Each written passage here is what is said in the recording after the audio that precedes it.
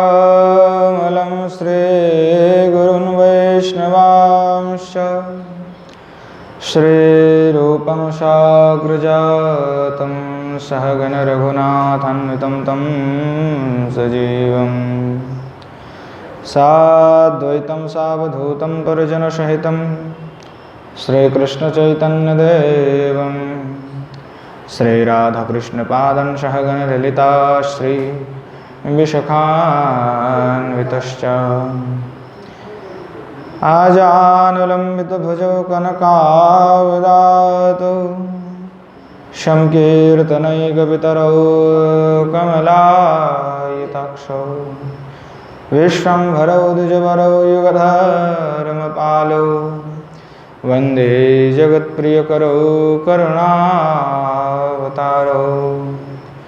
पाञ्चतत्त्वात्मकं कृष्णं भक्तरूपस्वरूपकं भक्तावतारं भक्ताख्यं नमामि भक्तशक्तिकम् अस्मि स्वस्तुरुणीकराग्रविगलत्कल्पप्रसूनाप्लुतं वस्तु प्रस्तुतवेणुनादलहरी निर्वाणनिर्व्याकुलम् स्रस्तस्रस्तनिबद्धनी विविलसद् गोपीसहस्रावृतं हस्तन्यस्तनतापवर्गमखिल द्वारं किशोराकृतिः गौररामसमारम्भाम् ऐश्वरीणां च मध्यमाम् अस्मदाचार्यपर्यन्तं वन्दे गुरुपरम्पराम् विद्योल्लताविलसितानुपमाङ्गकान्तिं वैदग्ध्यकारुण्यरसाप्लुतपद्मनेत्रं वृन्दावननवनिकुञ्जरसिकतृष्णां राधं विना किमपि त्वत्तमहं न जाने। श्रीमद्भागवतं नौमि यस्यैकस्य प्रसादतः अज्ञातानपि जानाति हि सर्वगमानपि वृषारूढममाकन्तं सोममीशं सदाशिवं हरिनामरसन्मत्तं नौमि गोपीश्वरं हरम् श्रीरूपं साग्रजं वन्दे रघुनाथं कृपामयम् श्रीजीवं भट्टयोगं च सज्जना सुखदायकम् येषां सहजस्निग्धानां पादरेणुमभीक्ष्णसा सर्वविघ्नविनाशाय शिरसा धारयाम्यहम् वृन्दायै तुलसी दिव्यै प्रियायै केशवस्य च कृष्णभक्तिप्रदे देवी सत्यवते नमो नमः।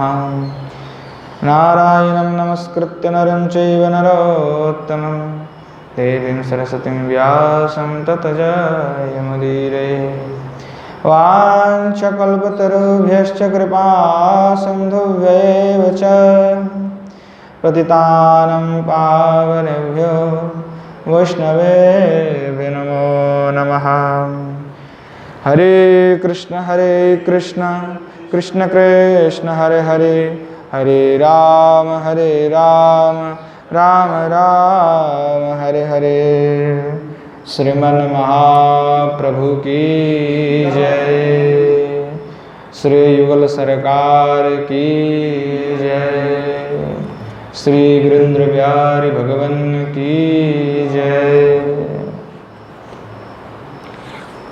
श्री मन महाप्रभु के अनुकंपा से, गोस्वामीगण के कृपा से हम सभी रागानुगा भजन के विषय पे आस्वादन कर रहे हैं। यह सौभाग्य प्राप्त हुआ कि ऐसा संयोग भी हुआ कि संबंध में आस्वादन करने का सौभाग्य प्राप्त हो रहा है, क्योंकि यहाँ गंभीर विषय है, विस्तारित विषय है और वैसे ही समझ में नहीं आता है आसानी से, क्योंकि थोड़े शब्द में बोल के चले जाते हैं लोग, छोड़ देते हैं मूल विषय को। और इसका आस्वादन होना जो विशेष करके रागमार्ग में चलना चाहता है उसके लिए तो बहुत आवश्यक है। जैसे कई लोग कहते हैं कि अरे रागमार्ग तो शास्त्र का विधि नहीं मानते हैं, पर बिना शास्त्र के रागमार्ग पुष्ट भी नहीं होता है, क्योंकि आचार्य पाद ही कह रहे हैं कि रागमार्ग के पुष्टि के प्रारंभ में ही शास्त्रगत सिद्धांत युक्त रागमार्ग होना चाहिए। जो रागमार्ग का वर्णन शास्त्र में नहीं है वह आचरणीय नहीं है, और गोपियों का वर्णन श्रुति में है, इसीलिए वह श्रुति सिद्ध रागमार्ग है। तो यहाँ पे भी शास्त्र का अपेक्षा है, पर वहाँ रागमार्ग भाव युक्त जो शास्त्र है उसी का अपेक्षा है, और किसी का अपेक्षा वहाँ पे नहीं है। इसीलिए रागमार्ग का निर्णय भी या रागमार्गीय शास्त्र से ही होता है, क्योंकि शास्त्र अनेक प्रकार के हैं, जैसे न्याय शास्त्र हो या धर्मशास्त्र है, फिर भक्ति शास्त्र है, अर्थशास्त्र है, नीति शास्त्र है। तो अब हम रागमार्ग के विचार करने के लिए रागमार्ग के ही शास्त्र की आवश्यकता है और उसका अपेक्षा भी है, और उसी के माध्यम से ही उसका विचार किया जाता है। इसलिए वहाँ रागमार्ग में भी श्री आचार्यपाद ने कहा कि रागमार्ग की पुष्टि के लिए यह रागमार्गीय ग्रंथ का आवश्यकता है, और उसी के अनुसार जो सिद्धांत है उसी अनुसार ही चलना है, उसके बाहर नहीं चल सकते। तो रागमार्ग लौकिक शास्त्र और जो रागमार्ग के बिना जो विधि आदि शास्त्र है उसके लिए वह अपेक्षित नहीं है, पर अन्य किसी के लिए वह अपेक्षित नहीं है, पर रागमार्ग के शास्त्र के अंदर वह अपेक्षित है। नहीं तो वह शास्त्र के बिना तो हम रागमार्ग के बारे में कुछ ही नहीं जान सकते, क्योंकि शास्त्र का अपेक्षा है तभी तो जान रहे हैं। तो जो पूर्व में आस्वादन नहीं हो रहा था पिछले दिन कि जो स्नेह के विषय पे, जो घृत स्नेह चंद्रावली में है और हमारे किशोरी जी में है मधु स्नेह, अर्थात यहाँ जो मधु स्नेह है वह श्रीमती किशोरी जी निरंतर विराजमाना है, और जो साधक होते हैं उन साधकों को भी वही जो मधु स्नेह है उन्हीं का ही अनुगमन करना है, उनका अनुसरण करना है। जो ब्रज के जो भाव है वह भाव को समझना कोई खेल नहीं है, हाँ? और महाभाव है, उसको लोग बाहर से देख करके उनको समझ भी नहीं आता, बाहर देख करके प्रलाप भी करते हैं कि अरे गोपियों की जैसा ही अनुकरण कर बैठते हैं। गोपियों का अनुकरण संभव ही नहीं है, क्योंकि गोपियों का जो अनुकरण है वह संभव ही नहीं है, क्योंकि व्यक्ति उसका अनुगमन नहीं कर सकते, क्योंकि वह सिद्ध नहीं हो सकता। अगर वह नित्य सिद्ध है तो नित्य सिद्ध का जो नियम है, नित्य सिद्ध का जो नियम है वह, अरे दोनों ही तो चल रहा है, कुछ सुनाई भी नहीं दे रहा। आपको सुनाई दे रहा है? थोड़ा थोड़ा सुनाई दे रहा है ना, वो आवाज़ मेरे को भी इधर कहीं पे आट नहीं रहा है, आवाज़ यहाँ पे आ नहीं रहा है, इधर बाज नहीं रहा है, कई बार मिस काट जा रहा है। आप देखो तो जो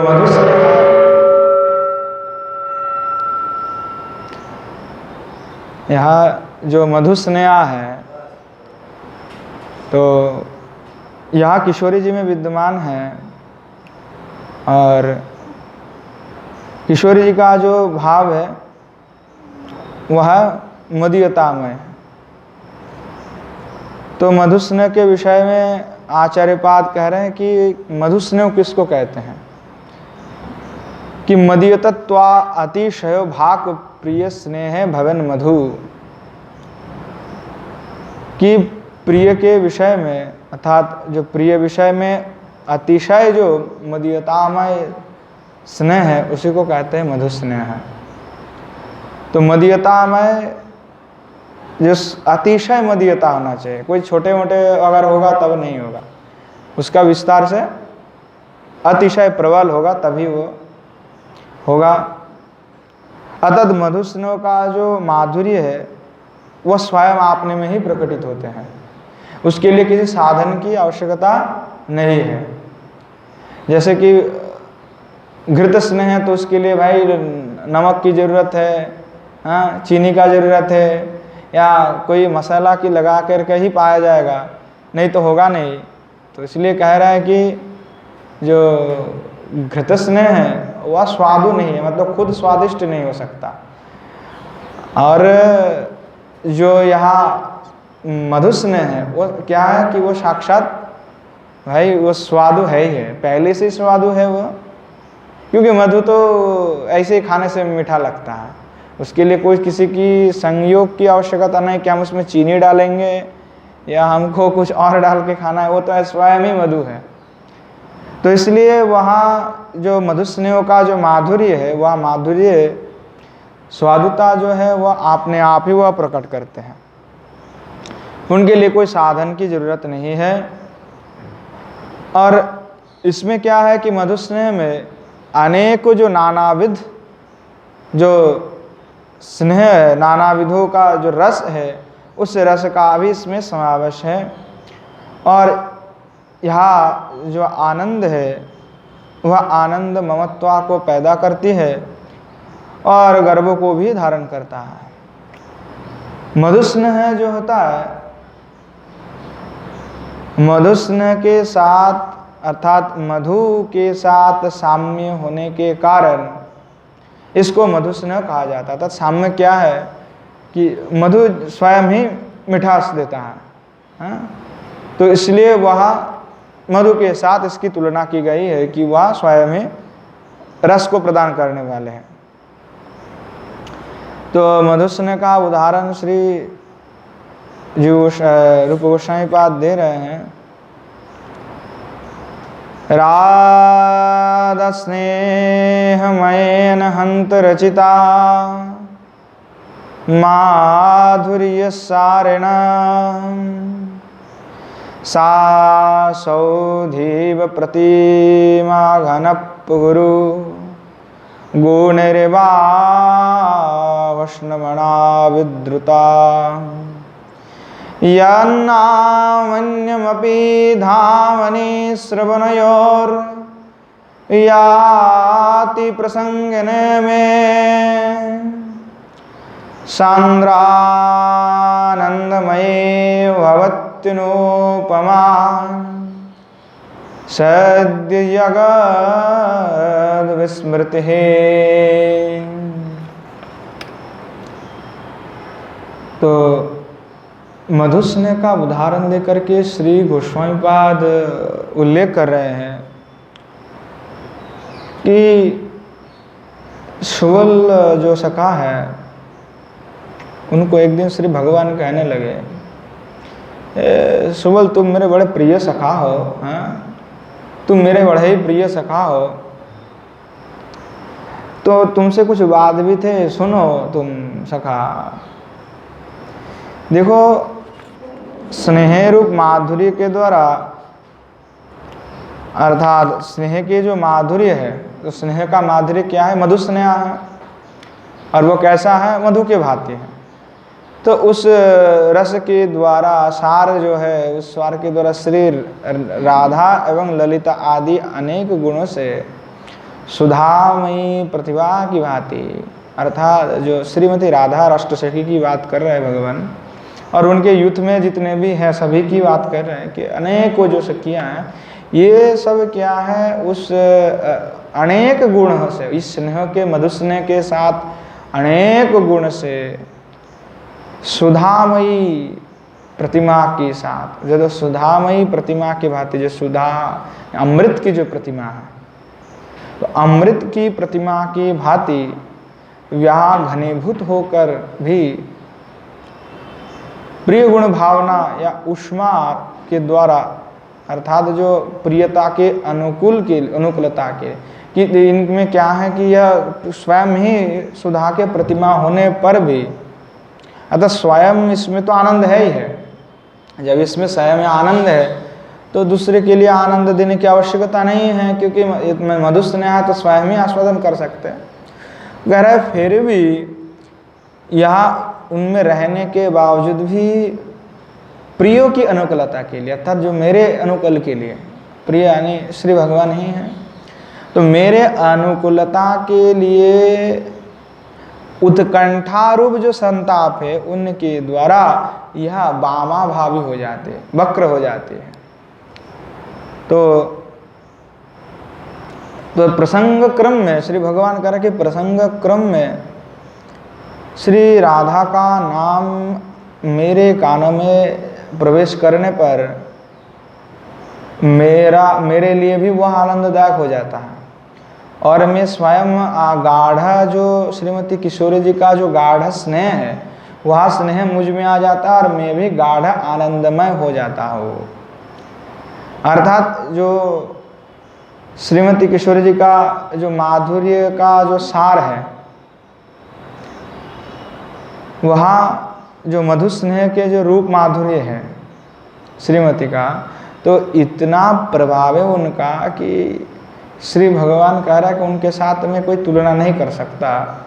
और ऐसा है कि भवती अनुपमा सिद्ध जगत विस्मृति है, कि जब श्रीमती किशोरी जी का इस नाम श्रवण करते ही मेरे में आनंद का उदय होता है, तो मैं इस जगत को ही भूल जाता हूँ।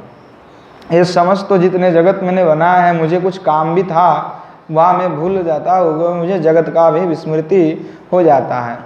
तथा जो श्रीमती किशोरी जी की जो यहाँ मधु स्नेहा है, तो इस मधु स्नेहा की ऐसा प्रभाव है इनका कि उन प्रभाव से प्रभावित होकर के श्री स्वयं भगवान ही जगत को विस्मृत हो जा रहे हैं। हाँ, तो श्रीमती किशोरी जी का ऐसा प्रभाव है, ऐसा और किसी में नहीं है कि जगत को ही भगवान विस्मृत हो जाए।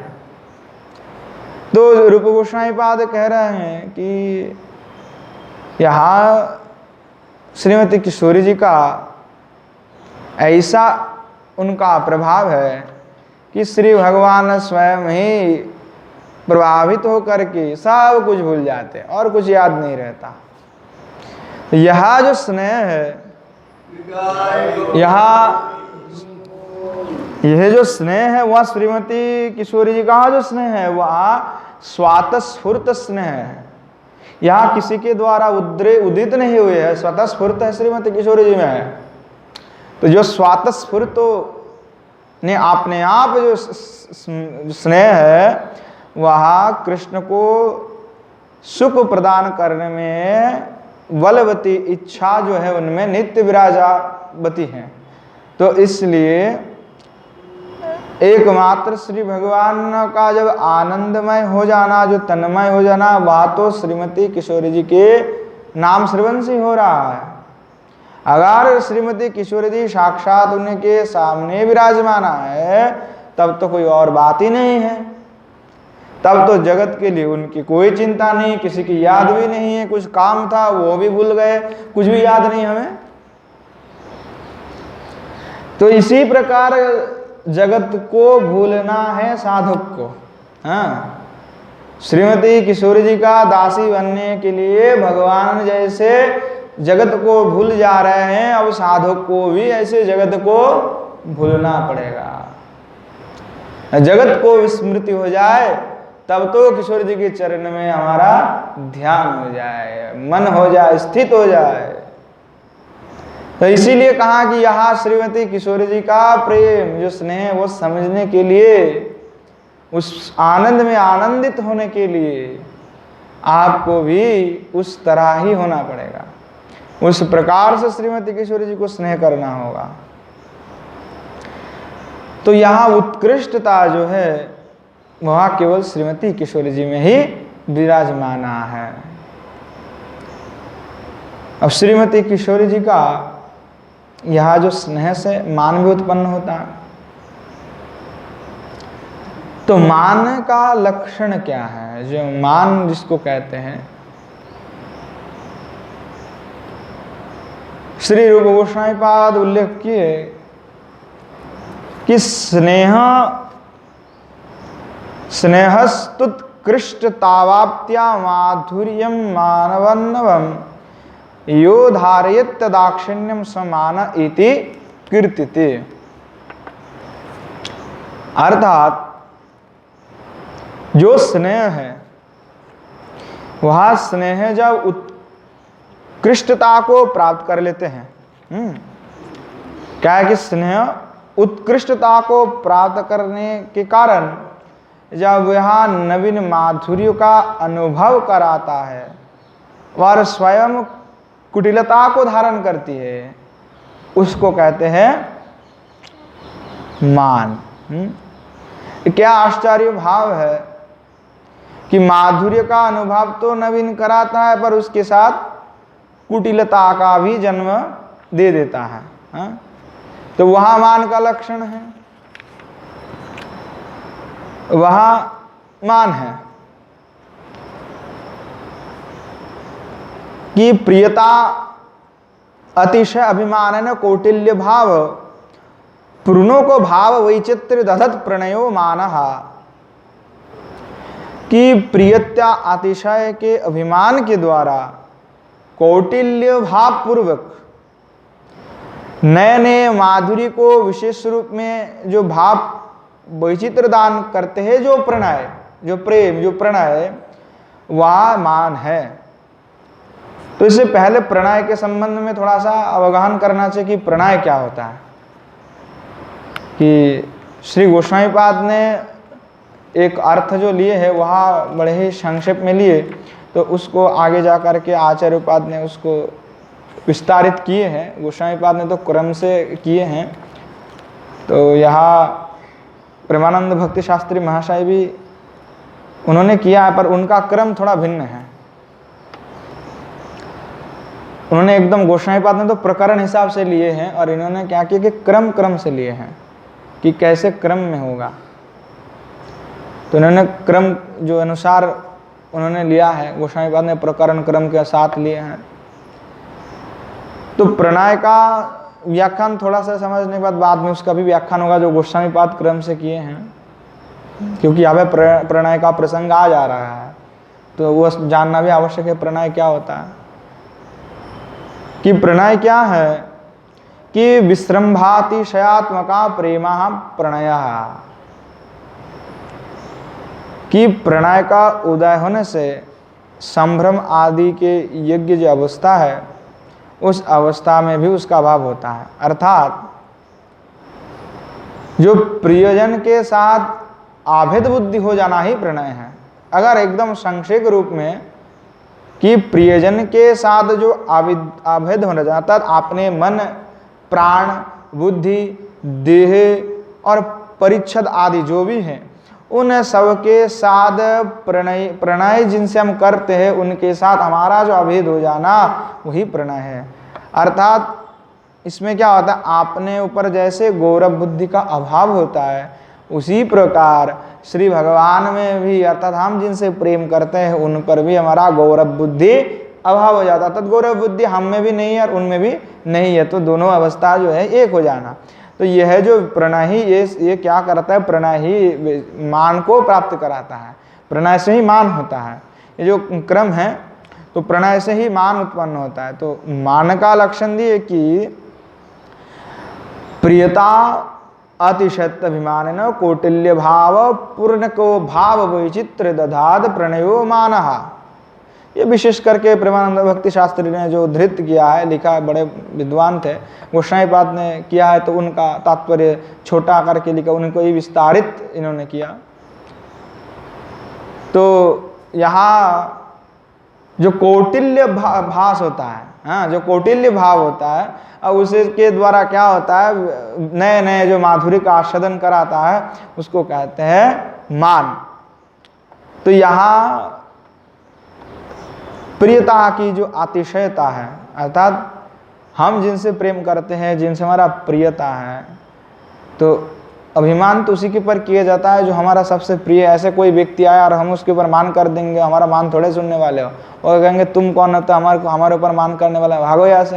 हैं, हम तुम्हारे लिए बैठे थोड़े हैं कि तुम मान करोगे, हम तुम्हारा मान भंजन कर लेंगे। हैं, तो कोई मान भंजन नहीं होगा। तो यहाँ जो प्रिय हमारा जो है, उन प्रियों को हम मान करते हैं, उनके ऊपर हमारा अभिमान होता है। अब अभिमान होने के कारण क्या होता है कि जब अभिमान होता है तो हम कटाक्ष भी करते हैं कि हाँ, हमको छोड़ करके तुम किसी दूसरे के साथ चले जाते हो। हाँ, कुटिलता भी करते हैं, जाने नहीं देंगे, ऐसे कैसे जाने दे तुमको। लौकिक लोग हम देखते हैं, लौकिक में भी ऐसा ही है। तो यहाँ उसी तब वहाँ पे उत्कर्ष से कुछ अलग है, पर उदाहरण यहाँ से लिया जा सकता है कि ऐसे उदाहरण है, उदाहरण के तौर पे। तो यहाँ अभिमान होने पर नाना प्रकार के कुटिलता भी उत्पन्न होता है और नाना प्रकार के कटाक्ष भी हम कर देते हैं। तो यह जो वामता लक्षण है, जो कौटिल्यता है, जो वक्रता है, अर्थात यह कौटिल्य क्या करता है, अनेकों प्रकार के भाव वैचित्र का संपन्न कर देते। जैसे मानवती होगी तो कृष्ण आकर के अरे थोड़ा मान को हटाइए, ऐसे कैसे हैं। अब स्त्री अगर मान हो जाएगा तो भाई हमको मनाना पड़ेगा। तो वो मनाने की भी प्रक्रिया है।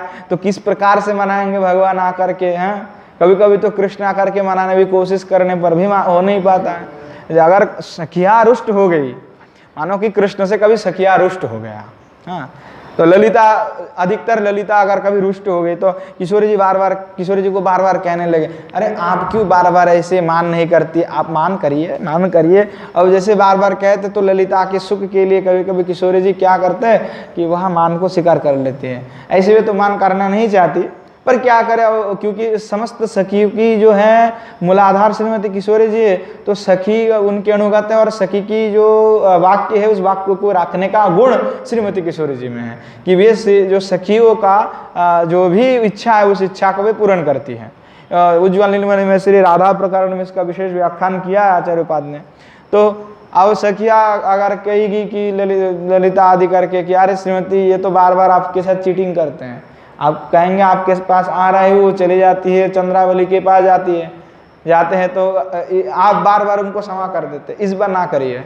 और तब जाके उनके श्रीमती कहते ठीक है, हम आपकी इच्छा है, आप लोगों की सुख के लिए हम थोड़ा मान ही कर लेते हैं। अब देखा जाए कि मान ऐसी कर लेते हैं श्रीमती किशोरी जी कि कृष्ण आकर के गिड़गिड़ाने लगने पर भी श्रीमती किशोरी जी अब कहते चले जाओ यहाँ से, चले जाओ। कहते कि ललिता यहाँ पे आएगी तो तुमको बड़ा ही डांट पड़ेगा, तो पहले से तुम चले जाओ। हाँ, तो ऐसे जो है कि मान कभी कर लेती कि वह श्री भगवान आकर के भी वो मान को तोड़ नहीं सकता। हाँ, श्रीमती का तो यहाँ जो मान का उदय होता है तो उस मान से क्या होता है, जैसे एक मान उत्पन्न हुई तो स्वयं भगवान भी उस मान की प्रकोप से भयभीत हो जाता है।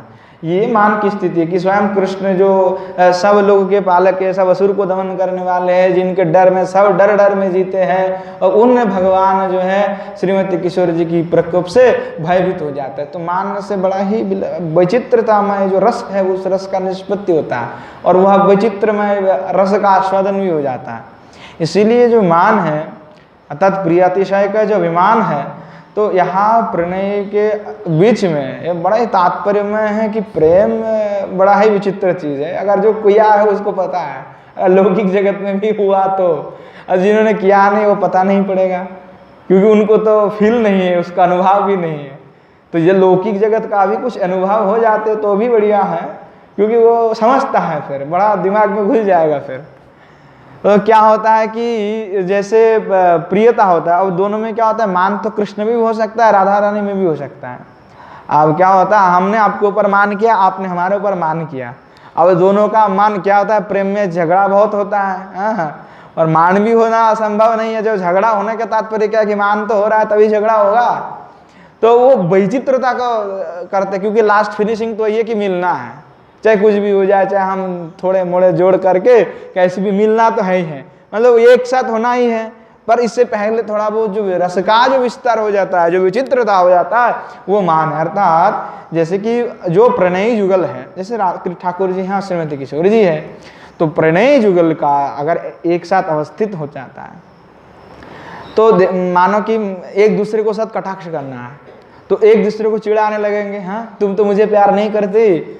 श्रीमती किशोरी जी कहेंगे तो भगवान कहेंगे कहा तुम भी तो मुझे नहीं प्यार करते, कहा तुमको याद ही नहीं आता मेरा। हाँ, तो एक दूसरे के ऊपर कटाक्ष करेंगे, तो एक दूसरे के ऊपर कटाक्ष करेंगे तो इसमें रस भी बढ़ता है। सखिया भी कहती रहती है, देखो सखिया को भी आनंद होता है सखियों को कि बड़े आनंद हो रहा है कि देखो दोनों लड़ रहे हैं, है ना। जो मान बस है कुटिलता है, तो कुटिलता प्रकाश करके तो ये दोनों एक दूसरे के ऊपर आरोप प्रत्यारोप लगा के ऐसी अवस्था में ले जाता है उसको कि जहाँ पे एकदम पूरा क्या छोड़ देंगे, अब नहीं रहेंगे, हमारा सब रिलेशनशिप खत्म, अब कोई नहीं रहेगा। फिर क्या होता है कि नहीं नहीं नहीं फिर कैसे चलेगा इसे, तो फिर कोई बात नहीं, जो हुआ हुआ सो अब हम मिल जाते हैं फिर पुनः। तो इस प्रकार से क्या है कि सखियों को भी आनंद मिलता है, श्री भगवान को मिलता है। कि क्या होता है कि ये प्रणय और जो मान का दशा क्या होता है कि बाहर तो उपेक्षा रहती है पर अंदर बहुत प्रेम रहता है ना।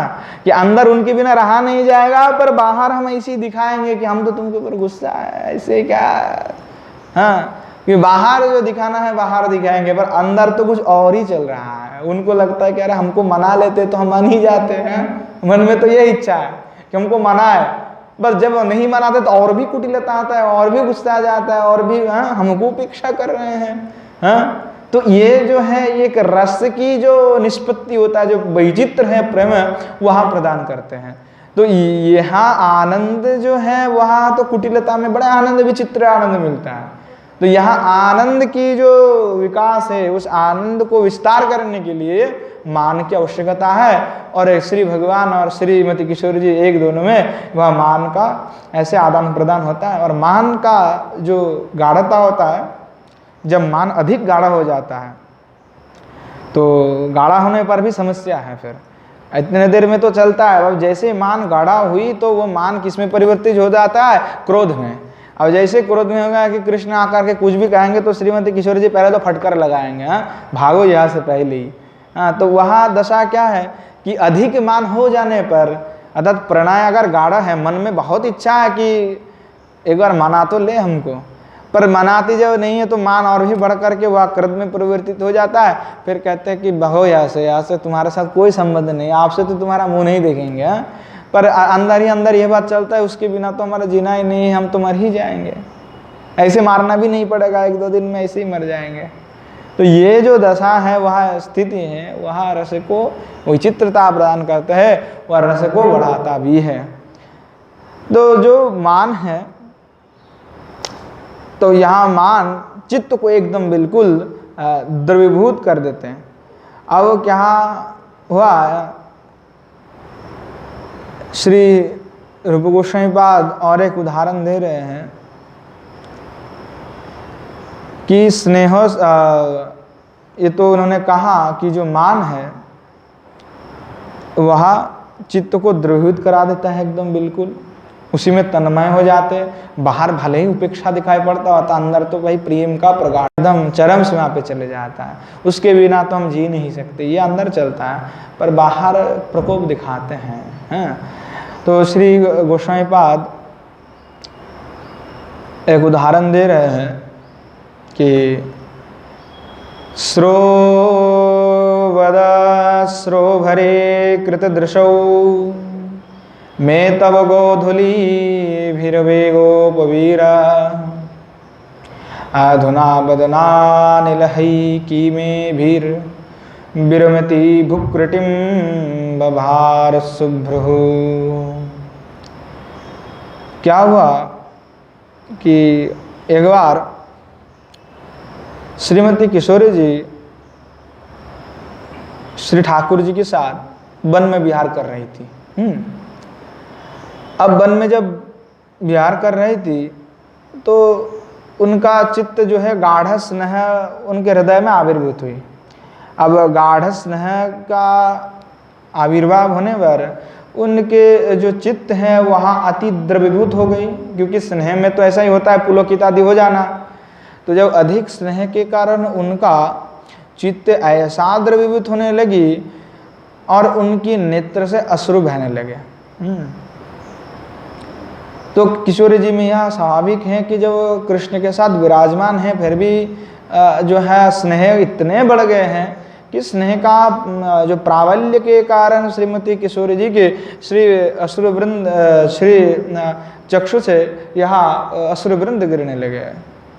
अब क्या हुआ, जब श्रीमती किशोरी जी से अश्रु बहने लगे तो उसी स्थान से थोड़े दूर पर जो है गौए चरा रहे थे, जो गौए हैं वो चर रही थी। तो अब क्या है कि गैया उधर चरा रही है, तो जो गैया की खूर है, अब ब्रज की मिट्टी तो ऐसे ही सूखा सूखा मिट्टी है, तो जब ब्रज में वहाँ गैया चरा रहे थे थोड़े दूर पर, तो वहाँ गैया की चराने से क्या हो रहा था, वायु भी मंद मंद बह रहे हैं। अब जो गाय की जो पद धूली है खूर से, तो वह से धूल जो है वह धूल उड़ करके वो आ रही थी, जो किशोरी जी की तरफ आ रही थी। तो श्रीमती किशोरी जी ने क्या किया कि श्री भगवान देखेंगे कि यहाँ श्रीमती किशोरी जी रो रही है, तो श्री भगवान को भी आश्चर्य होगा और श्री भगवान भी रोने लगेंगे कि क्या हुआ, मैं आपके साथ हूँ फिर भी आप रो रहे हैं। तो श्रीमती किशोरी जी क्या हुआ कि उन्होंने छिपाने के लिए अपने जो चित्त द्रव्यता है उनको छिपाने के लिए इन्होंने श्री भगवान को बोले, अरे गोपवीर, यानी गोपों का अंदर जो वीर है श्रेष्ठ है, वीर अर्थ श्रेष्ठ भी होता है, तो यह गोप में जो श्रेष्ठ है गोपवीर, देखो तुम्हारे वो जो गैया है उस गैया को तुमने यहीं पे छोड़ के रखे हो, वो चरा रहा है और उसकी पदधूलि से जो धूल है वहाँ मेरे अश्रु पर आके गिर, हमारे जो आंखों पर आके गिर रहे हैं, और आंखों से गिरने के कारण मेरे जो आंखों से यहाँ अश्रु निकल रहा है, मेरे नेत्र से जो है यहाँ जल निकाल रहे हैं। तो श्री भगवान जो है इस बात को श्रवण कर, किशोरी जी में कितना प्रेम है, जो स्नेह है कि क्या स्नेह उत्पन्न हुआ, वह भाव क्या उत्पन्न हुआ कि श्री भगवान हमेशा मेरे साथ में है कि नहीं है।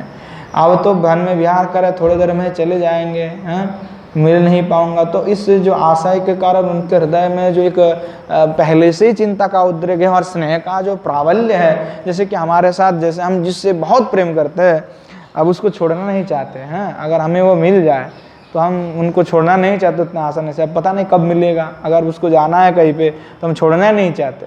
वो हम चाहते कि वो निरंतर जो 24 घंटा हमारे साथ में ही रहे और साथ में ही रह करके हम आनंद रहे। तो यहाँ जो श्रीमती किशोरी जी भी यही सोच रही कि हमें भी श्री भगवान के साथ पूरा सब समय हर समय सानिध्य प्राप्त हो। बस सानिध्य तो हर समय प्राप्त होता नहीं है। तो श्री किशोरी जी जो जब इनके नेत्र से अश्रुवृंद गिर पड़ रही थी, तो श्रीमती किशोरी जी ने अपने चित्त की जो चंचलता है, चित्त द्रवित हो गई है, छुपाने के लिए श्री भगवान को ऐसे ही बोले। तो श्री भगवान जो कृष्ण है वह सुन करके कहने लगे कि है श्रीमती किशोरी जी, बड़ी दुख की बात है, यहाँ बड़े दुख की बात है कि मैं आपने मुख की फूंक से, ये बड़े ही दुख की बात है, मैं एक काम करता हूँ, मैं अपनी जो मुंह की जो फूंक है उस फूंक के द्वारा मैं आपकी जो नेत्र है उस नेत्र दोनों को मैं शीतल कर देता हूँ। यह भगवान कह करके आगे बढ़ करके श्रीमती किशोरी जी को ऐसे जैसे हम किसी का गर्दन पकड़ते हैं तो ऐसे ही जो अपना इधर हाथ रखे और ऊपर में अपना दूसरा हाथ रख करके श्रीमती किशोरी जी की ऐसे ही आँख में ऐसे करके श्री भगवान जो है अपना मुंह से फू देने लगे। श्री ठाकुर जी महाराज की जय, श्री जुगल सरकार की जय। क्या दशा है, क्या दिव्य दर्शन है। अब श्री भगवान जो है श्रीमती किशोरी जी की दोनों हाथ से पकड़ करके उनको जो नेत्र में वह स्वयं ही फूंक देने लगे, क्योंकि श्रीमती किशोरी जी की आँख में जो धूल जा रहा है उससे जलन हो रहा है, और जलन होगा तो श्री भगवान जो है अपना श्री मुखारबंद से वह धूल जो है फूंक देने लगे। अब यह कह करके श्री भगवान जो है इनको फूंक देने लगे। तो श्रीमती किशोरी जी ने तब कहा कि हे नटवर, हे कृष्ण, कि तुम्हारे ये तुम्हारे मुंह के फूंक से क्या लाभ होगा, तुम रहने दो, तुम रहने दो। अर्थात जो मैं तुम्हारी मौखिक प्रेम से शीतल या प्रसन्न नहीं होती हैं। तो ऐसा कह करके जो है श्रीमती किशोरी जी हैं, यहाँ भ्रुकुटी धारण कर ली, और जो क्या है कि भ्रुकुटी जैसे उन्होंने तान ली तो उससे ठाकुर जी समझ गए कि ये मान किए हुई, इनको कुछ चाहिए और हम कुछ और बोल रहे हैं, हम समझ नहीं पाए। क्या होता है प्रेम की दशा ऐसा था, कुछ बोलते कुछ हर, क्योंकि स्वभाव स्त्रियों का बोलेंगे नहीं, है ना, हमको समझना पड़ेगा। आप पुरुष भी ऐसा है, उल्टा ही समझते हैं हमेशा, इसीलिए झगड़ा भी बढ़ जाता है, ऐसा ही होता है। और पुरुष का भी वही है कि वो समझे कि हमें वही स्त्रियाँ समझे, पर समझते कुछ उल्टा है, फिर इधर भी गलजोग हो जाता है। तो जैसे समझने की बात है, स्त्रियाँ बहुत हैं भाई, कहती नहीं है कुछ भी, पर अंदर कुछ और ही चल रही है। माताओं को समझना बड़ा दुष्कर कार्य है ना। तो वहाँ जो है श्रीमती किशोरी जी ऐसे ही कह दिया कि आप फू दे करके क्या कर, उसमें थोड़े शीतल हो जाएगा। ऐसे जो कह दिए तो श्री भगवान भी समझ गया कि इनका तो है कुछ और चाहिए, और कुछ और बोल रही है, कुछ और हो रहा है चित्त में, है कि जो बोल रहा है वो तो हो नहीं रहा है, हृदय में कुछ और ही चल रहा है। तो जब श्रीमती किशोरी जी ने ऐसे जो भ्रुकुटी धारण कर ली, तो श्री भगवान जो है समझ गए कि यह स्नेह अतिशय के कारण इनकी जो चित्त है वह द्रवीभूत हो गई, और वहाँ अश्रु उनका श्री नेत्र वृंद से गिर पड़ रही हैं। और परंतु कुटिलता के कारण, जो कुटिलता के कारण, जो मान के कारण वे नहीं कह रहे श्री भगवान से, और वो श्री जो कि मती किशोरी जी है उस समय वे है माने नहीं हो उठे। तो श्री भगवान ने बाद में फिर समझ करके, अरे ऐसा नहीं है, आप हमको नहीं समझते, आप का जो है कोई गोधूली वगैरह से तो हो नहीं रहा, आप तो ऐसे ही रो रही थी हमारे लिए, हम तो आपके ही है, चिंता मत करिए, हम आपके ही नित्य हैं। तो ऐसे भगवान जो है रिझाने लगे फिर, और क्या करें, अपना भी काम यही है, श्रीमती किशोरी जी को मानाना है। तो श्री भगवान जो है इस प्रकार से श्रीमती किशोरी जी मान करते, तो श्री भगवान को मानना पड़ता है। तो यह मान का दशा है, जैसे श्री जो है मान होता है, ऐसे अनेकों प्रकार लीला है, हाँ, अनेकों प्रकार के मान की लीला है, और आनंददायक है सब कुछ। हाँ, वहाँ जो रस है उसमें डूब जाना, कितने लीला आस्वादन करें, कितने लीला, कितने आस्वादन किया जाए, कितने एक एक को अगर हम रोज आस्वादन करते हैं तो भी हमको कम से कम 10-15 साल लग ही जाएंगे, तो भी खत्म नहीं होने वाला। इतनी लीला है, और 10 साल 15 साल पहले जो सुने तो वो पीछे का भूल गए, तो आगे वो भी चलेगा। हाँ, तो वहाँ आस्वादनीय है। अब जो स्नेह है, वहाँ स्नेह का भेद है कि मान भी दो प्रकार के हैं, और ये मान दो प्रकार के होने का कारण है कि स्नेह का जो दो भेद हुआ कि एक घृत स्नेह है और एक मधु स्नेह है। अब इसके कारण जो है मान भी यहाँ से डिवाइड हो गया कि दो प्रकार के मान हैं। तो यहाँ मान दो प्रकार के क्या है, उदात्त स्याद घृत स्नेहो धारयन गहन क्रम दाक्षिण्य भाग दाक्षिण्यम वामगंधम शकुत्रचित उदात्त ललितश्चिति मानयम द्विविधो मतः। तो यहाँ जो मान है वह दो प्रकार के, एक तो उदात्त हैं और ललित हैं। तो उदात्त मान क्या है, उदात्त मान है कि जो घृत स्नेह है वह घृत स्नेह जब गाढ़ता को प्राप्त करता है, तो गाढ़ता को प्राप्त करने पर वह उदात्त नाम से उनको अभिहित किया जाता है कि उदात्त है। घृत स्नेह ही उदात्त मान है। तो पहले उदात्त था, तो अब मान कहेंगे कि उदात्त मान। तो उदात्त मान जो है वहाँ घृत स्नेह का दशा है, घृत स्नेह से उदात्त मान उत्पन्न होता है। और यहाँ जो उदात्त मान है वहाँ भी दो प्रकार के हैं। एक तो दाक्षिण्य युक्त होकर के भी, सरलता पूर्ण होते हुए भी दुर्बोध धृति धारण कर साधारणता कुटिलता को प्रकाश करता है, अर्थात गंभीरतावश चित्त के भाव को गोपन करता है। हाँ, यहाँ क्या है कि जो दाक्षिण्य युक्त होकर के भी, सरलता पूर्ण होते हुए भी दुर्बोध रीति धारण करके कुटिलता का प्रकाश कर देता है, अर्थात गंभीरतावश चित्त के भाव को गोपन करता है। यह दाक्षिण्य युक्त है। और दूसरा है कभी कभी वामता गंध युक्त, अर्थात बाहर से कुछ को प्रकाशित करता है। अर्थात तात्पर्य है कि जहाँ भीतर कुटिल है परंतु बाहर सरलता है, उसे दाक्षिण्य उदात्तमान कहते हैं।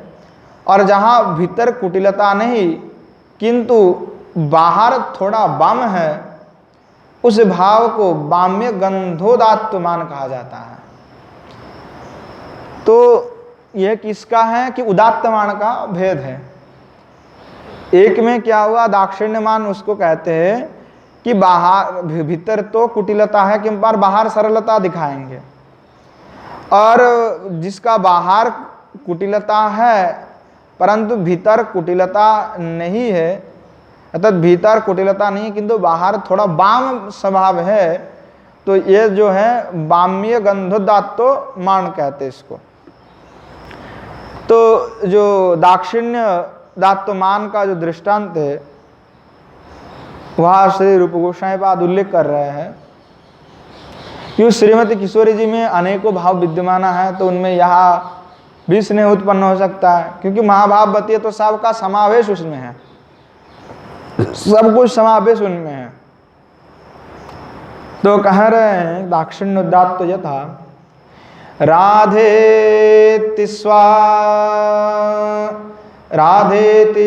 स्खलिता विधिमयी पाठाद विद्यांतरम्यातिभीर्भीर मदवैलक्षण्यशामायसा द्विगुण्यन्त्यस्यारविन्दस्मितम्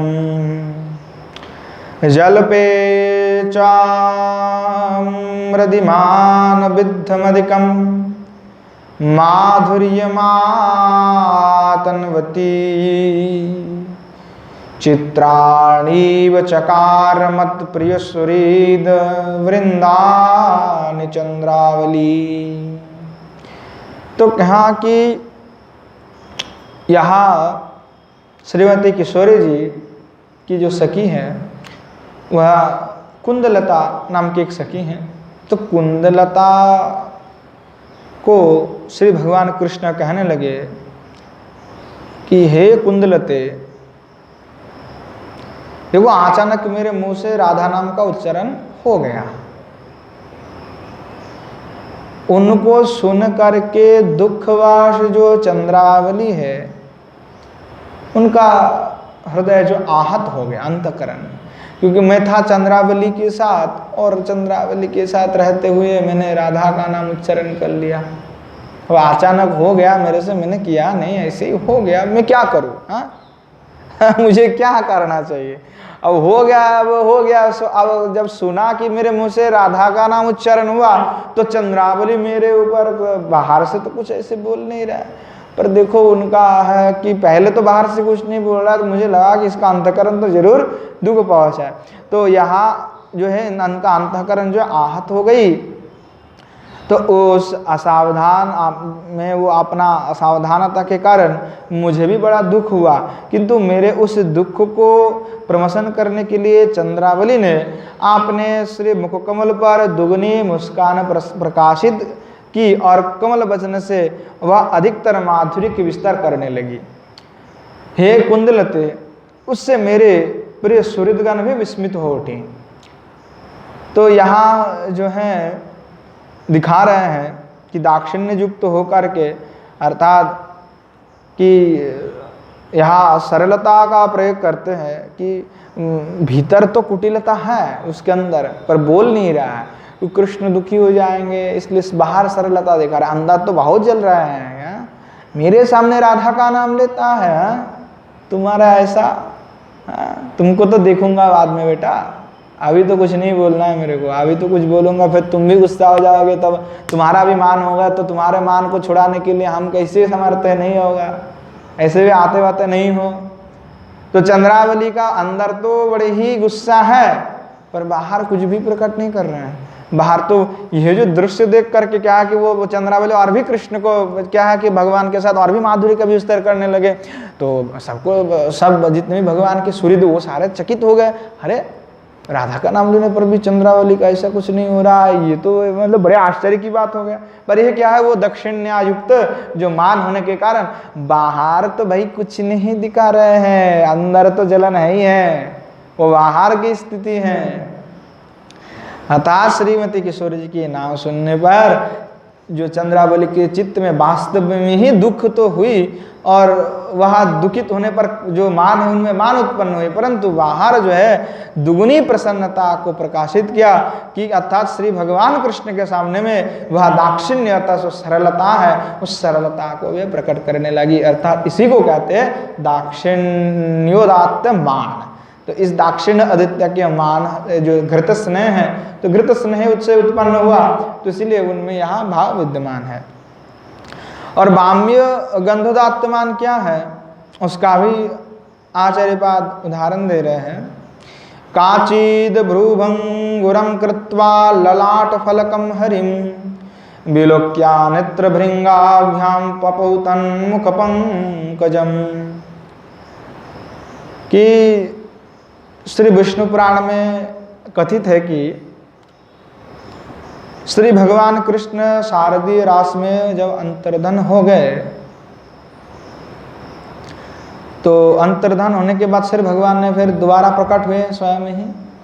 तो जब दोबारा श्री भगवान कृष्ण पुनः गोपियों के बीच प्रकट हुए, तो एक गोपी ने श्री भगवान कृष्ण का दर्शन कर मस्तक पर आपने जो भौहें चढ़ा ली और नेत्रभंग के द्वारा श्री कृष्ण को श्री कृष्ण भगवान के जो मुख कमल है, उस मुख कमल की सुधा को व्यापान करने लगे।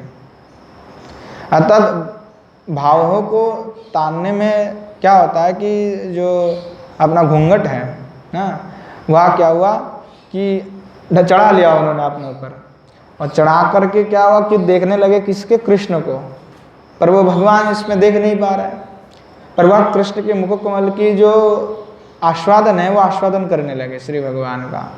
कि कचित भ्रूभंगुरम कृत्वा, तो यहाँ श्री गोपियों का, इन गोपी का जो भाव यहाँ प्रकट हो रहा है कि वहाँ बाहर एकदम सरल है, और क्या हुआ कि श्री भगवान भी गोपियों के बीच जब प्रकट हुए, तो भगवान भी चाहता कि गोपियों का दर्शन मुझे भी हो जाए।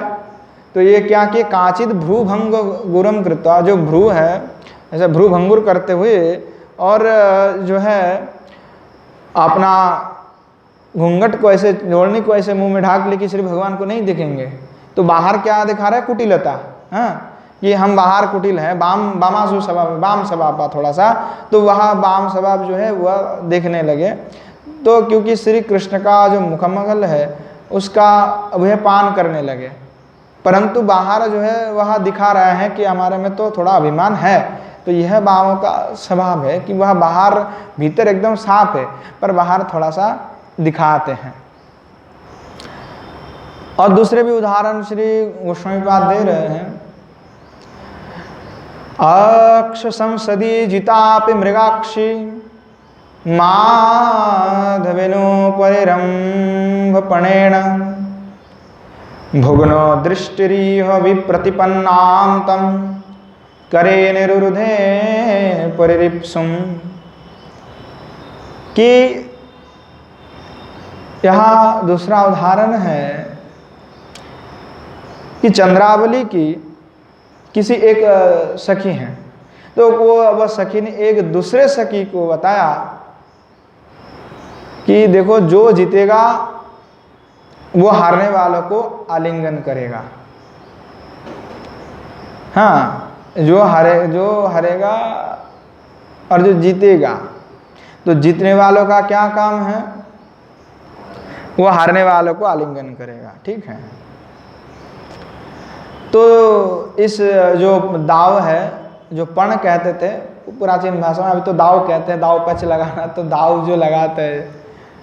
तो यहाँ क्या हुआ, इस पन को, दाव को रख करके जो श्री कृष्ण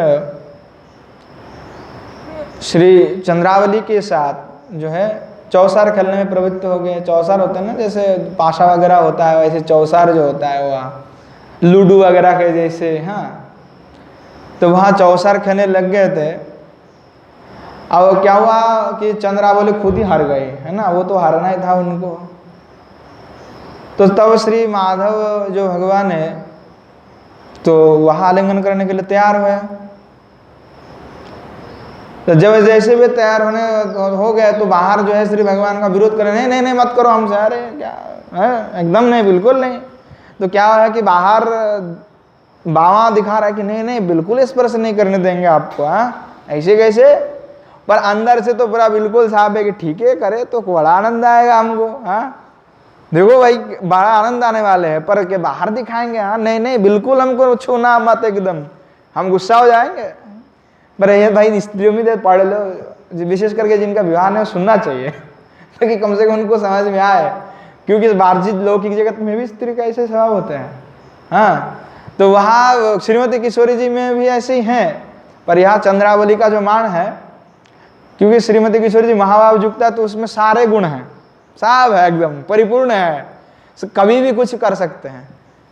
परंतु जो है चंद्रावली में सब नहीं है, तो इसीलिए वो पहले जो उदाहरण दिया स्नेह को, उसमें एक उदाहरण से श्रीमती किशोरी जी का उदाहरण दिया, और बाकी जो है विशेष विशेष है, तो इसीलिए चंद्रावली की भाव को यहाँ पे प्रकट कर रहे हैं। तो वह चंद्रावली क्या करने लगे, नहीं नहीं नहीं मत करिए मत करिए, ऐसा विरोध करने लगे, नहीं नहीं हाथ मत लगाना। हाँ, हार तो गई, हार क्यों गई कि हारना था इसलिए क्योंकि हमको प्राप्त हो, पर अब जब प्राप्त हो गया, जब श्री भगवान आलिंगन करने के लिए प्रवृत्त हुई तो वे नहीं आए। तो क्या हुआ, आपने जो नेत्र है उस नेत्र को उसने क्या किया, उस नेत्र को उन्होंने कुटिल कर लिया, ऐसे ही कुटिल कर लिया, और कुटिल करते हुए वे आपने एक हाथ से श्री माधव को, श्री भगवान आ रहे थे तो एक हाथ से श्री भगवान को ऐसे ही रोक दिया, नहीं नहीं ना बिल्कुल नहीं, बिल्कुल मत आइए, बिल्कुल मत आइए। हाँ, ऐसे कहने लगे, तो बाधा देने लगी। तो यह इसमें क्या है कि वामता का गंध है, इसमें है कि वाम लक्षण कहने कारण वहाँ जो दिखा रहे बाहर, पर वास्तव में जो श्री चंद्रावली है वह श्री भगवान की सानिध्य को प्राप्त करना चाहती हैं, परंतु वहाँ जो वामत्व के कारण अर्थात वाम्य गंधोदत्त के जो मान के कारण वहाँ श्री भगवान को जो है स्पर्श करने के लिए वे नहीं दे रहे हैं। तो यह विशेषता है मान का कि वहाँ हृदय तो परिच्छन्न है कि चाहते हैं, पर बाहर हम नहीं दिखाएंगे। तो यह स्वभाव जो है वाम्य गंधोदत्त मान का ही लक्षण है। तो यहाँ श्री रूप गोस्वामी पाद प्रकट किए हैं। अब है कि ललित मान। हाँ, और ललित मान जो है वह किशोरी जी में है। तो ललित का व्याख्या श्री गोस्वामी पाद कह रहे हैं कि मधुस्नेहस्तु कौटिल्यम स्वातंत्र हृदयांगमम बिभ्रन नर्म विशेषम च ललित अयम उदीर्यते। कि ललित मान जो होता है अर्थात मधुस्नेह अगर स्वातंत्रता पूर्वक हृदयंगम कुटिलता और नर्म विशेष को धारण कर लेता है तो उसे ललित मान कहते हैं। अर्थात कि जो स्वतंत्रता अवश्य हो जाएगा, उसके लिए कोई आवश्यक स्वतंत्र होकर के हृदयंगम जो होगा और वह कुटिलता नर्म स्वभाव आदि को भाई प्राप्त करेगा वह विशेष, तो उसे ललित मान कहते हैं। अब ललित मान भी जो है वहाँ भी दो प्रकार के हैं, एक तो कौटिल्य ललित है और एक है नर्म ललित है, क्योंकि दो भाव को प्राप्त करते, एक तो कौटिल्यता को प्राप्त करते, एक नर्म भाव को प्राप्त करते। तो कौटिल्य भी है और कौटिल्य ललित हो गया और हो गया हमारा नर्म ललित, तो दोनों भाव अलग प्राप्ति करते हैं। तो यहाँ कौटिल्य ललित मान का उदाहरण श्री गोस्वामी पाद यहाँ पे उल्लेख कर रहे हैं कि काचिद भ्रूकुटी मावध्यो प्रेमो संरंभ विह्वला घ्नति वक्षैत कटाक्षकैर निर्दष्टा शनदच्छदा। कि जो श्रीमद् भागवत का ही उदाहरण श्री आचार्य पाद दे रहे हैं कि जब श्री भगवान रास में से अंतर्धान हो गए और पश्चात फिर पुनः वे प्रकट हुए, और जब वह प्रकट हुए तो प्रकट होने के बाद क्या हुआ, तो उनका दर्शन करके जो मानवती श्रीमती किशोरी जी है, तो वहाँ श्रीमती किशोरी जी की जो चेष्टा हुई है उसका वर्णन श्री सुखदेव जी कर रहे हैं कि देखो किस प्रकार से, क्योंकि नित्य रास होता है और भगवान का अंतर्धान कोई एक बार नहीं कई बार अंतर्धान हो सकता है। तो यहाँ सुखदेव मुनि कह रहे हैं कि कोई एक गोपी जो है, अर्थात कोई एक गोपी कौन है, तो श्रीमती राधा है, ठीक है। कि कोई एक गोपी का जब अर्थ कहते हैं तो समझना चाहिए कि श्रीमती किशोरी जी हैं, क्योंकि उसके बिना तो कोई है नहीं। हाँ, और ऐसा मानवती कौन होगा। तो रूप गोस्वामी पाद वहाँ श्लोकों को कहा कि जो है यहाँ श्रीमती किशोरी जी हैं, कोई दूसरा नहीं है।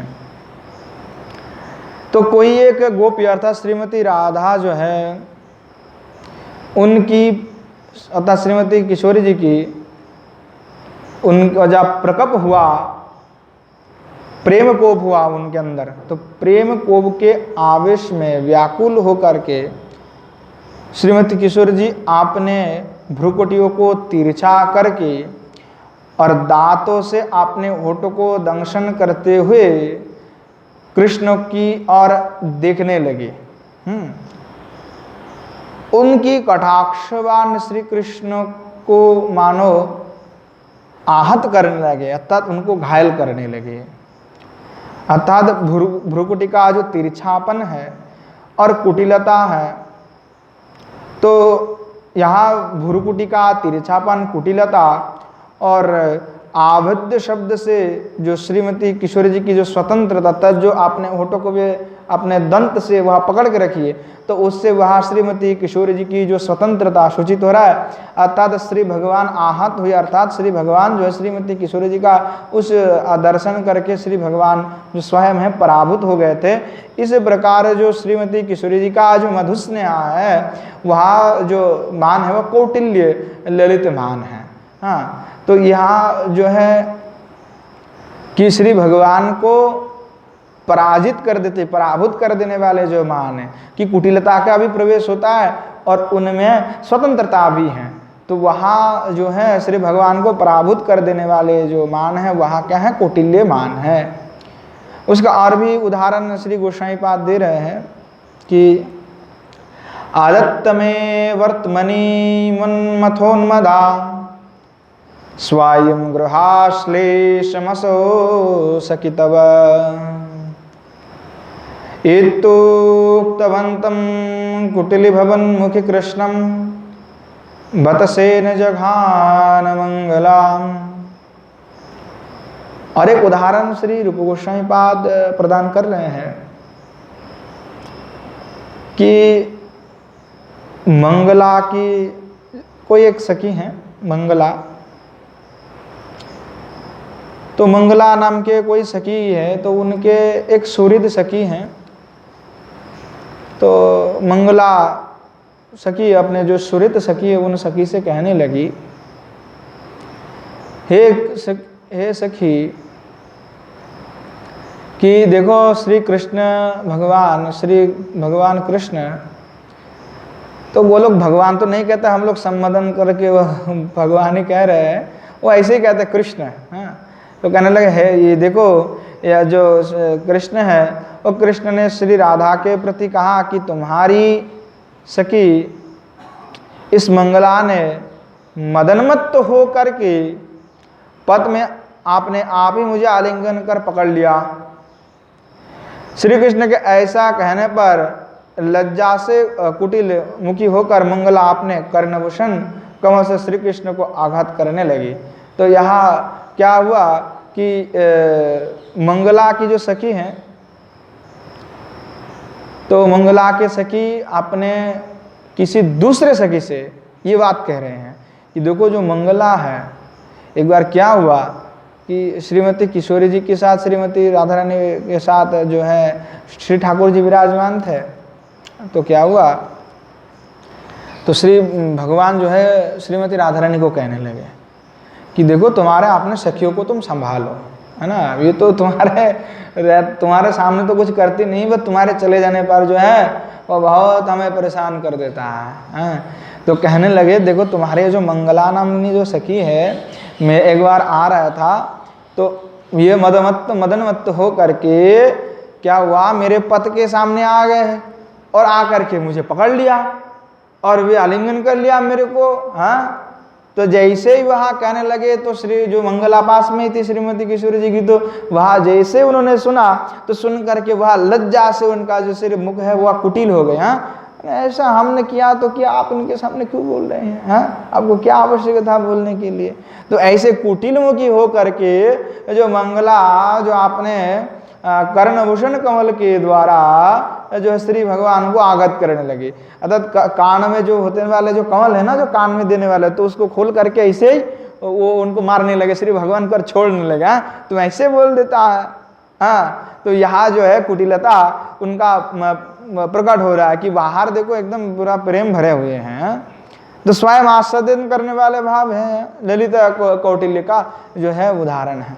और श्री गोस्वामी और एक उदाहरण दे रहे हैं, और एक जो है वाक्य कह रहे कि और एक घटना है ऐसे ही कि चित्रम चीर स्पर्श सुखाय चुचुके कुर्वन्तमक्षिम प्रियम चलक्षणा सिन्यांगुलीकं पुलकांचित श्रिया शव्येन चिक्षेप कूचेन केशवम। अब कह रहे हैं कि देखो, और एक उदाहरण है कि शुद्ध जो मधु स्नेहवती श्रीमती राधा है, अर्थात उनमें क्या है कि शुद्ध मधु स्नेह है। तो विशुद्ध स्नेहवती जो श्रीमती किशोरी जी, उनके मान में काव्य दक्षिणांश स्वीकृत होने पर भी ये मधुमय हो जाता है ना। वही मैं कह रहा था ना पूर्व में कि श्रीमती किशोरी जी में सारे समावेश है, पर समावेश होने पर भी मधु स्नेह का प्रगाढ़ता के कारण क्या होता है कि वह मधु स्नेह के कारण वह दूसरे जो स्नेह होता है वह ढक जाता है। जैसे कि श्री गोस्वामी पाद खुद ही स्वयं कह रहे हैं कि देखो, दक्षिणांश को तो प्राप्त कर लेती है, पर दक्षिणांश स्वीकृत होने पर भी क्या है कि वहाँ कुटिल होकर के वहाँ मधुमय हो जाती हैं। क्योंकि श्रीमती किशोरी जी में ऐसा, क्योंकि वो शुद्ध है, तो इसीलिए कहा कि वहाँ दक्षिणांश को प्राप्त करने पर भी वह घृत स्नेह का जो साक्षात घृत स्नेह है एकदम, वहाँ प्रकाश कभी नहीं करेंगे श्रीमती किशोरी जी। समावेश होगा पर वो प्रकाट करेंगे किसको? मधु स्नेह को। भाव भले गंध मात्र रह जाए पर वो ढक जाएगा एकदम, परंतु घृत स्नेह का जो गंध है उस गंध का प्रकाशन उनमें कभी नहीं होगा। वह एकदम भले ही दक्षिणांश को प्रकाशन उनमें होगा, उस भाव को का स्वीकृत होता है, परंतु वहाँ प्रकाट नहीं होने देते। वहाँ एकदम क्या होता है, वो जाने से पहले ही वह कौटिल्य को धारण करके वह प्रकाशित जब होगा तो मधु स्नेह को ही प्रकाशित करेगा और विशुद्ध मधु स्नेह को प्रकाशित कर देगा। तो यह विशेषता है इसमें। तो उसका उदाहरण भी दे रहा है कि श्री रूप मंजरी जो रतिमंजरी है, तो श्री रूप मंजरी ने रतिमंजरी को कहने लगे, वही श्लोक को कहा कि चित्रम चीर स्पर्श सुखाय चुचुके कुर्वन्त मक्षी प्रमीयम चलक्षणा। कि रूप मंजरी ने रतिमंजरी को कहा कि हे सखी, कि श्री भगवान जो कृष्ण है, श्री कृष्ण श्री राधा जी के ऊचाग्र पर आनंद लव करते हुए वे धीरे धीरे चित्र रचना कर रहे थे। श्री भगवान कृष्ण क्या कर रहे हैं कि श्रीमती किशोरी जी के कुचाग्र पर आनंद लेते हुए वहाँ धीरे धीरे चित्रों का रचना कर रहे थे, कोई चित्र का रचना कर रहे थे।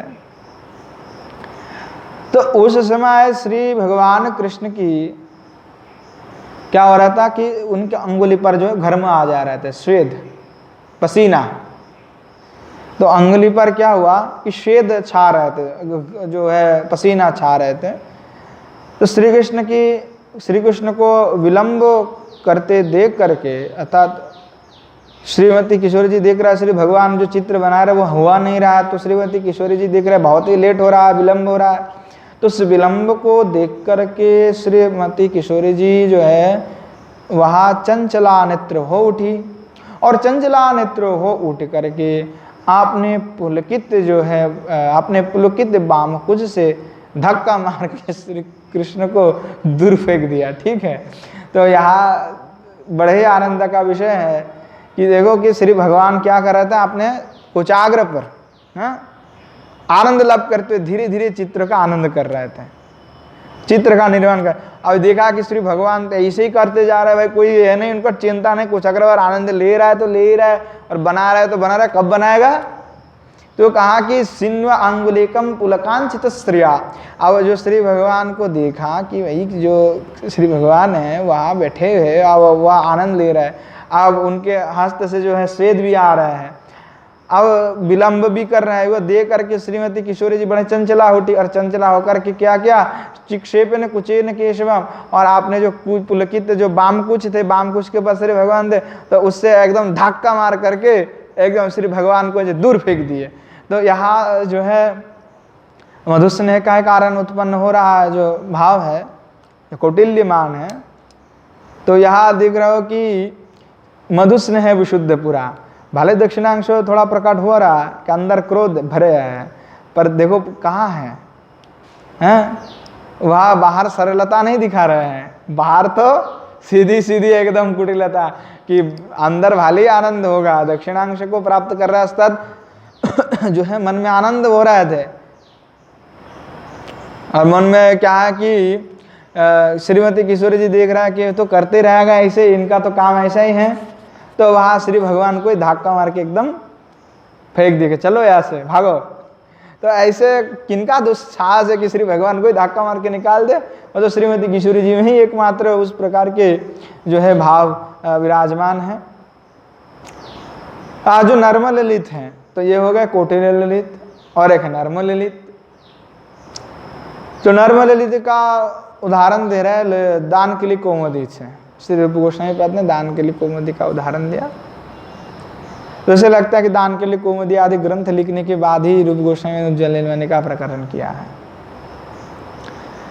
तो उन्होंने एक श्लोक उठाया, मिथ्या जल्पतु ते कथम नु रसना साध्वी सहस्रस्या जाबिम्बष्ठामृत सेवनाद घरिपो पुण्या प्रयत्नाद भूता कस्मादेश बलात्करतु चाकरः षडुंशमा शुभ्रवाम रक्तः सुष्ठुना निबन्धनमपि यः कावन्यबन्ध कथा। कि नर्म जो ललितमान है, एक वह कि कौटिल्य ललितमान है, कि नर्म ललितमान। दान के लिए कुमुदी में का उदाहरण देकर के श्री रूप गोस्वामी पाद कह रहे हैं कि दान घटी बार दान लीला हुआ, दान घटी पर ही, तो दान घटी पर श्री भगवान कृष्ण जो है वो कहने लगे, हाय हाय मैं अब क्या करूँ, मैं अब क्या करूँ, जन्म से लेकर आप तक मेरी जिह्वा ने कभी भी मिथ्या बात न कही, मेरे हाथों ने आज तक कभी किसी पर हठकारिता नहीं की। ऐसे श्री भगवान बोला, हाय हाय करके बोल रहा है, मेरी यह सच्चा यार दयालुता अब अनर्थकारी हो उठी है। कि मैं देखो सच्चा बात करता हूँ मैं, और यही जो दयालु हूँ मैं, और मेरा ये जो सच्चाई है वही आज मेरा अनर्थ उठी है। ये सब गोपियाँ राज्य कर देने के लिए तैयार नहीं हो रहे हैं, क्योंकि मैं दयालु हूँ, मैं सच्ची बात बोलता हूँ। अब मैं देखो किसी का जो है आज तक कोई मिथ्या तो मैं बोला नहीं, और आज तक जो है मैं हट भी नहीं किया कभी किसी से, परंतु उल्टा बात है साहब भगवान के। ये तो सबसे मिथ्युक हैं ये हैं, और सबसे हटी भी हैं, और दयालु तो बिल्कुल नहीं है, और उसका निर्दय है, क्योंकि गोपियों ने श्री भगवान को निर्दय ही कहा है कि तुम गोपी तुम निर्दय हो, तुम हमको छोड़ करके चले जाते हो, हम इतना तुमको प्रेम करते हैं, तुम निर्दय हो। भागवत ने कहा निर्दय है, उल्टा है इनका बात सब पूरा। और ये अनार्थकारी है, उठी जो कहा तो स्वयं ही अनर्थकारी बन के बैठे हैं, दूसरा नहीं बन के बैठे हैं, क्योंकि गोपी से कर्म मांगने का अधिकार इनको कौन दिया, तो ये तो स्वयं ही अनधिकार अनर्थ कर बैठे हैं। तो भाले श्री भगवान कहने लगे, हाय हाय मेरा इसे दुर्दशा, आज देखो यहाँ जो गोपियाँ है यह राजकर को देने में वह तैयार नहीं हो रही है, अब मैं क्या करूँ। अब ऐसा जब कहने लगी, यह सुनकर के श्री ललिता जी बोली, अरे अघारी, ऐसे कहते हैं, अरे अघारी, ऐसे श्रीमती ललिता जो है कहने लगी, अरे अघारी, तुम्हारी जिस जिह्वा ने सहस्त्र सहस्त्र प्रतिव्रता कुलांगनाओं को आधारामृत को पान कर पवित्रता प्राप्त की है, वह जिह्वा भाला कैसे कोई मिथ्या वचन कह सकती है? वैसे ऐसे वचन से कहने लगे कि तुम तो यहाँ सहस्त्र सहस्त्र गोपियों की अधरामृत को पान करके पवित्र हो चुके हो, तो तुम्हारा वह जीवा कैसे मिथ्या वचन को कहने लगेगा? क्योंकि तुम नहीं पवित्र हो, पर तुम्हारा जीवा तो पवित्र है। हाँ, और तुम्हारे साथ तुम्हारे हाथ भी भला कैसे बल प्रयोग कर सकता है? तुम्हारे हाथ भी बल प्रयोग करने में समर्थवान नहीं है, क्योंकि तुम्हारे हाथ तो इतने दयालु हैं कि सुंदरियों के निविबंधन को देखकर आशीर्ण होकर उनके उस निविबंधन को ही तुम खोल देते हो। तो तुम्हारा हाथ तो दयालु है ही नहीं, हो नहीं सकता तुम्हारा दयालु। हाँ, इतने दयालु तुम्हारा हाथ है, मैं क्या बता, मतलब कटाक्ष करके कहने लगे कि तुम्हारा हाथ इतने दयालु है, मैं क्या बताओ, तुम तो दूसरे का निविबंधन खोलने में सबसे बड़ा माहिर आदमी हो, और पता नहीं कितने को तुमने निविबंधन को तुमने ऐसे खोल दिए हैं। और कहा कि अन्य बंधन, अर्थात कहा कि बेणी बंधन के संबंध में और क्या कहा जाए, तुमने निविबंधन ही खोल दिया, और पता नहीं कितने गोपियों को तुमने, वो तो निविबंधन की बात कर रहा हो, केश का तुमने जो बंधन है बेणी बंधन, वह तुमने कितने बार खोले, उसका तो कोई मैं बात ही नहीं कर सकता। वह कटाक्ष करके कहने लगी। और वह जब कहा, अर्थात यह श्रीमती किशोरी जी की जो सखी हैं, वहाँ ललिता जो है मधुस्नेहावती, क्योंकि अष्टसखी मधुस्नेहावती ही है, वहाँ भी विशुद्ध मधुस्नेहावती है। तो क्या है कि वहाँ जो उनकी जो मधुस्नेहता गाढ़ता प्राप्त कर लिए है, तो उसके कारण मुख से क्या हो रहा है, नर्म वाक्य को वहाँ प्रयोग कर रहा है, नर्म वाक्य के प्रयोग करके वह उपयुक्त जो है उत्तर वह प्रदान कर रहे हैं कि यहाँ एकदम कटाक्ष भी कर रहे हैं एकदम नर्म वाक्य के द्वारा। ऐसे जो होता है ना नर्म वाक्य जिसको कहा जाता है, उस नर्म वाक्य के द्वारा वह भाई कहने लगे कि तुम्हारा तो ऐसा ही दशा है, और तुम क्या प्राप्त करोगे, तुम्हारे लिए क्या अनर्थ है, तुम तो खुद अनर्थकारी बनने बैठे हुए हो। तो यहाँ नर्म वाक्य के द्वारा श्री ललिता जी का जो प्रेम है, वहाँ मधुस्नेह जो है वहाँ प्रकाशित हो रहा है, नर्म मधुस्नेह है। तो यह जो मधुस्नेह है वो दो भाव को प्रकाशित कर देता है। एक हो गया ललित जो है कौटिल्य, और एक हो गया नर्म। तो यहाँ नर्म ललितमान है और एक कौटिल्य ललितमान, तो दोनों मान को वहाँ मधुस्नेह वाले प्राकट, मधुस्नेह से प्राकट हो जाता है। तो वहाँ जो मान है, मान दशा बड़ा ही आनंददायक है, क्योंकि मान में तो बड़ा ही आनंद ही दिखाई पड़ता है। ऐसे नर्म वाक्य और कहीं नहीं सुनने मिलता, जब वहाँ मान उत्पन्न हो जाए तभी वहाँ नर्म वाक्य को श्रवण करने का मौका मिल जाता है। तो इसीलिए मान तो हमें अच्छा लगता है कि माने नहीं हो जाए, फिर मनाना बड़ा अच्छा लगता है। वह जो क्रिया है, जो कार्य है, वो बड़े आनंददायक और विचित्र हैं, क्योंकि किस प्रकार से वह मनाया जाए, किस प्रकार से बड़े कौशल करे, बड़े विचित्रता से वह मनाया जाता है। तो अनेक प्रकार के विचित्र रस का यहाँ पे समूह आकर के जोड़े जाता है, और जो प्रेम वैचित्र का और भी माधुर्य का विस्तार कर देता है। इसीलिए मान जो है वह अवश्य ही प्रेम में आवश्यक है साधकों के लिए। और जो श्री भगवान में जिसका ऐसे निष्ठा हो चुके, तो वह कृष्ण से माने नहीं हो सकते हैं, तो क्योंकि गोपियाँ है तो माने नहीं हो ही सकती है। हाँ, तो चाहे वह पुरुष हो चाहे स्त्री हो, जो साधक है, जो इनको सिद्धि प्राप्त हो गई है, जैसे उनकी भाव ऐसे है, तो फिर उनके लिए तो वह नित्य ही आनंद ले ही रहे हैं। और हम जैसा अधमजीव जो लीलाओं को श्रवण करके आनंद ले रहा है कि उससे हमें कुछ आनंद मिल जाए, क्योंकि लीला का आस्वादन ही तो आनंद है। इसीलिए कहा ना कि जो साक्षात भगवान नहीं है, तो लीला का रस का आस्वादन करो, तो उस लीला रस के आस्वादन करने पर क्या होगा, लीला के प्रति जो है आसक्ति बढ़ेगा, कि उस प्रकार के लीला हैं। तो हमें भी अगर मौका मिल जाता, कभी रूप मंजरी ने साक्षात देखा, हमें भी कभी मिल जाए तो बड़े आनंद हो जाते। और ऐसा वो साधक में होना चाहिए, वहाँ अतिशय प्रगाढ़ता, अतिशय रहती कि हमें ऐसा मिल जाता सौभाग्य, बड़ा क्या आनंद आ जाता। ऐसे साक्षात बैठे नर्म वाक्य चल रहा है और हम भी बैठ के सुन रहे हैं, क्या सौभाग्य है। तो ये साधक में अगर अंतःकरण से उत्पन्न होगा तो वह भाव प्राप्त हो जाएगा, पर अंतःकरण में पवित्रता होना चाहिए। जैसे श्रीमती किशोरी जी का अंतःकरण में, जैसे श्री भगवान के अंतःकरण में जगत की विस्मृति हो जाता है, उसी प्रकार साधक के हृदय में जब जगत का विस्मृति हो जाएगा, विषय का विस्मृति हो जाएगा, एकमात्र श्री राधा दास्य को ही जब कोई स्मृति में रहेगा तब तक ये संभव है। इससे पहले तो वह संभव नहीं है। वह जाए आप जितने भी अल्फा बक लो, जितने भी भाव प्रकट कर लो, कुछ फायदा होने वाला नहीं है। वहाँ सब दिखावा हो जाएगा, क्योंकि जब तक वह विस्मृति नहीं हो सकता तब तक यहाँ स्मृति उदित नहीं होगा। जब तक विषय का विस्मृति नहीं होता, जब तक जगत का विस्मृति नहीं होगा, तो भगवत स्मृति उदित नहीं हो सकता। वह स्वाभाविक बात है। तो इसलिए वहाँ जो शास्त्रगत बात है कि आप विषय को त्यागो, हम तो आपको प्रेम देने वाले हैं। भगवान तो कहेंगे तुम भाई विषय को छोड़ो, हम तो तुम्हें प्रेम देने वाले हैं। तो विषय को छोड़ना है, प्रेम को प्राप्त करना है और आनंद लेना है। और इसमें जो आनंद है और कहीं पे भी नहीं है। वह ऐसे लीला रस का आस्वादन तो बड़े बड़े महामुनि ऋषियों को भी नहीं हो पाया। तो उस लीला रस को आस्वादन करने के लिए तो उसे रसिक होना पड़ेगा, उसे भाव को प्रकट करना पड़ेगा, उस भाव में भावान्वित होना पड़ेगा, तब जाकर के वह संभव है। तो ऐसे श्रीमती किशोरी जी जो है नित्य यहाँ मधुस्नेहावती रूप में ही विराजमाना है और वहाँ श्री भगवान को एकदम सब कुछ भुला देती है, उनका जो मान आदि है। तो यहाँ मान के बाद जो प्रणय है, उस प्रणय के बारे में भी जो है आस्वादन होगा, क्योंकि वहाँ जो विस्तार है ग्रंथ का, वहाँ बड़े ही विचित्र हैं, वह बड़े समय की हैं, आस्वादनीय हैं। वो जितना आस्वादन करते जाए उतना ही आनंद होता है। तो आगे हमारा जो है यहाँ प्रणय आदि के संबंध में आस्वादन होगा।